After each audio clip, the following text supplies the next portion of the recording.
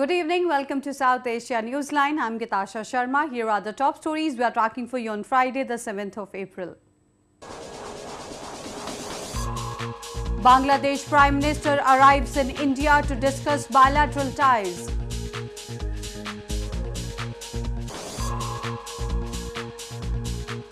MOU on technical cooperation inked between Afghanistan and Singapore.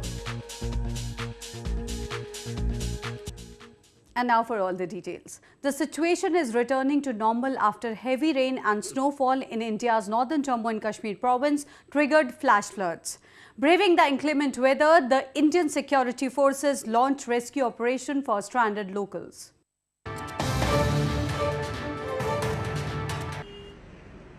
Indian Army and local administration in northern Jammu and Kashmir province on Thursday rescued over 24 residents affected by flash floods. Incessant rains over the past few days caused rivers and streams to swell and resulted in flash floods, leaving residents stranded in several parts of the province. Water levels in Jhelum River and its tributaries also touched the flood declaration mark on Thursday. Indian Air Force helicopters were deployed to evacuate people from flood-hit areas of Poonch district. 10 children were among those evacuated from waterlogged areas of Banzipura village of Baramulla district. Indian Army, Civil Administration along with Indian Air Force, we got all our support from all the agencies and यहाँ पे हमें expected था 35-40 people हैं तो at present अभी जो हमारे पास आंकड़े आ रहे हैं 17 people have been evacuated.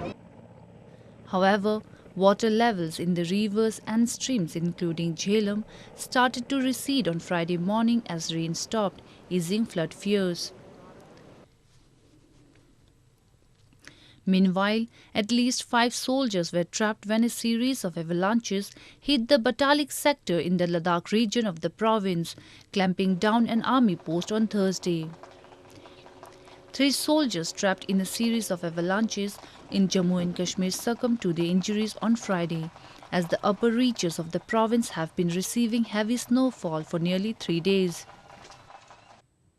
Staying on, news from India, Bangladesh Prime Minister Sheikh Hasina on Friday arrived in India's national capital New Delhi for a 4-day visit. Aimed at bolstering Dhaka's ties with Asia's third largest economy, she is accompanied by a high-profile delegation.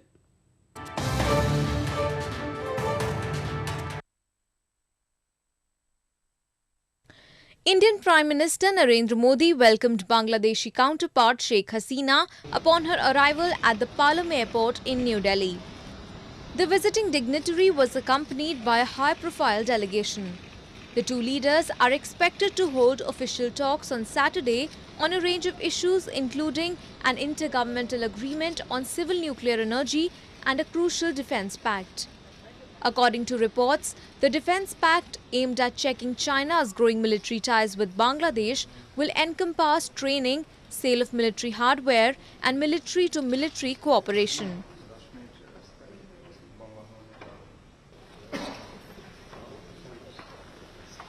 Ministry of External Affairs Joint Secretary Sri Priya Ranganathan on Thursday said that India was expecting to sign over 20 agreements with Bangladesh during this visit. Hasina also called on Indian Foreign Minister Sushma Swaraj in New Delhi. Meanwhile, Israel signed a nearly $2 billion deal with India to supply missile defense systems. It would also supply additional long-range air and missile defense systems for the first locally produced Indian aircraft carrier. State-owned Israel Aerospace Industries has struck a deal worth almost $2 billion to supply India's Army and Navy with missile defense systems. Making the announcement on Thursday, the company described it as Israel's largest ever defense deal. It would supply an advanced air defense system including medium-range surface-to-air missiles or MRSAM, launchers and communications and control technology to the Indian Army for around $1.6 billion. The technology of MRSAM is said to have been jointly developed by Israel and India's Defense Research and Development Organization in collaboration with Rafale and Israel's ELTA division. Israel is one of the top 3 arms supplier to India. Between 2008 to 2015, India was the world's second largest developing world arms purchaser, according to the US Congress. Moving on, Afghan President Ashraf Ghani, who is on his last leg of trip to the Asia-Pacific region, met Singapore Prime Minister Lee Hsien Loong on Friday. The two leaders held a bilateral meeting and witnessed signing of memoranda of understanding.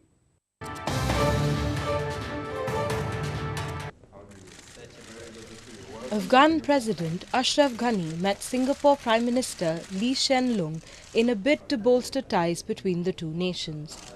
Ghani held a bilateral meeting and witnessed the signing of a Memorandum of Understanding on technical cooperation between Singapore and Afghanistan, according to Singapore's Ministry of Foreign Affairs.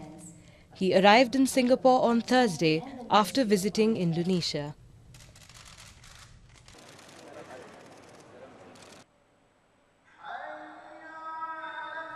Ghani visited Jakarta's Istiqlal Mosque, the biggest in Southeast Asia, on Thursday at the end of a 2-day trip to Indonesia.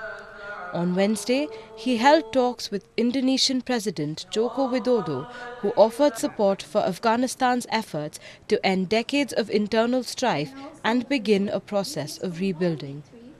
He is set to return to Kabul after Singapore. More on news from Afghanistan. Lion enclosures at Kabul Zoo have been empty for years. But this week, 4 African lions rescued from smugglers took up residency. Zoo authorities say investigations are underway to trace the identity of the lions.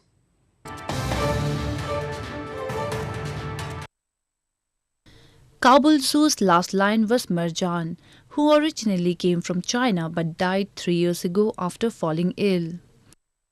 However, the new inmates, 4 African lions rescued by the Afghan border police this week at Spin Bolda crossing in Kandahar before they were to be smuggled to Pakistan, are now settling in. According to the head of Kabul Zoo, 6 lions have been held in small cages for a month before being found. 2 are still in southern Kandahar province. جنوب افریقا است. نسل جنوب افریقا ممکنه زیاد اینا در پاکستان نسل گیری شده باشه و اینا را به اصطلاح رنگشان بلاند آف وایت میگن. بور مایل و سفید نسلشان بسیار کمیاب است. More than 100 types of animals are kept at the zoo and over 1,000 people visit Kabul Zoo every day. In news from Nepal, the 3rd meeting of Eminent Persons Group on Nepal-India relations held in capital Kathmandu agreed to recommend the governments of both the countries to revise the crucial 1950 Peace and Friendship Treaty. The 1950 treaty allows free movement of people and goods between the two nations and a close relationship and collaboration on matters of defense and foreign policy. The 8-member panel, consisting of experts and intellectuals from both the nations, held talks on Wednesday and Thursday. They decided to work on the text of the new treaty when they meet again in May end in India's northern Dehradun city. Staying on news from Nepal, Nepal Prime Minister Pushpa Kamal Dahal's Communist Party of Nepal Mai Center has said that government should withdraw the Constitution Amendment Bill. They are calling for bringing a new bill to address concerns of agitating Madhesi parties. The Communist Party of Nepal Maoist Center or CPN Maoist Center held a meeting on Thursday. The party said a new constitution amendment bill should be introduced to address concerns of the agitating Madhesi parties. It includes proposals put forth by Prime Minister Pushpa Kamal Dahal during a meeting with the United Democratic Madhesi Front on March 31st. The bill proposes that a commission be formed to revise the boundaries of provinces, and the number of local level bodies would be determined on the basis of population. Dahal has been proposing that the issue of boundaries would be settled before provincial and federal elections. The party asked Dahal to expedite talks with the political parties and finalize contents of the amendment proposal. Now our viewers can watch the show on SouthAsiaNewsline.com. You can also visit us on Facebook.com/SAsiaNewsline and follow us on Twitter @SAsiaNewsline. That's all in tonight's edition. We'll see you same time next week. Have a great weekend. Good night.